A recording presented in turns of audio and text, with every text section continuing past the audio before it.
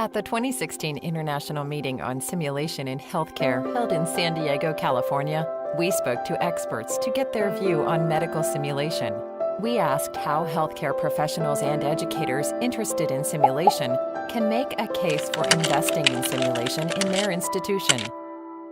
What we need to do is we need to figure out a way to get the C-suite level people to buy into simulation. They're looking for return on investment, and return on investment in simulation is not necessarily bringing in money. They're looking for revenue. What it does is it saves money. You oftentimes have to argue for funding from a variety of different people, whether it's your institution or an outside funder. And I think that if you can demonstrate the impact that simulation has had on the patient outcome, the quality of care, the safety of care, the processes of care, then you're going to be really successful in growing your simulation program. I think from the return on investment piece, obviously, as we talked about, the impact of implementing simulation, both on the practices of our providers and ultimately patient outcomes. And that's where we see the biggest returns, and that's our ultimate goal. We have increasing evidence that we're getting improved patient outcomes by implementing simulation programs. It actually allows them to do the things they need to do with lower hours for our trainees. And I work in a medical education field. I work in a hospital. We've got to convince them that this is important and will help them do the things they need to do with less time and less resources. There's clearly enough evidence now that what is learned in the simulation lab does translate into clinical practice. Get those people who are your key stakeholders to come and put their hands on a mannequin. Experience that adrenaline rush when they are doing chest compressions on a mannequin or delivering a baby or whatever you choose to do. Get your administrator into a sim. Have them watch it. Videos, books, doesn't do it. My chief nursing officer came in and watched one of our sim camps. She was standing behind me. I could hear her going, wow, oh my, oh. And she walked out of there and she hasn't stopped talking. That was 5 months ago. She is now bought in, a proponent, and sees what happened. I think if we just look at the research that's been done, especially over the last couple of years, the National Council and the Boards of Nursing just released their study last October.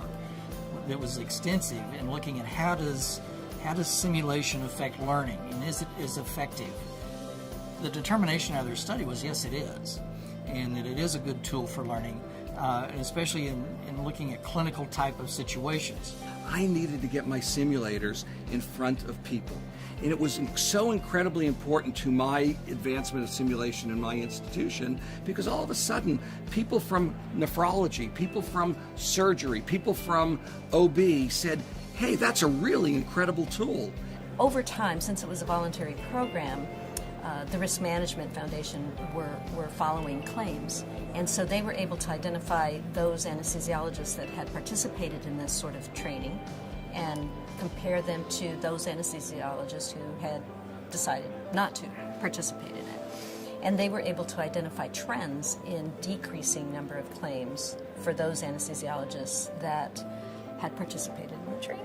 Leverage those successes, and that's one of the things that we've done, is that we've had some really great successes, and so we use them as PR tools. I think the opportunity to practice and not practice on patients is where you really have the opportunity to make the case for simulation. Justification of simulation is about what's the goals, what's the metrics that you're measuring your success in your day-to-day operations.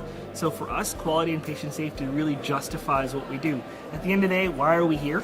We're here to help learners become more confident and competent in their skills, and we're here to keep our patients safe.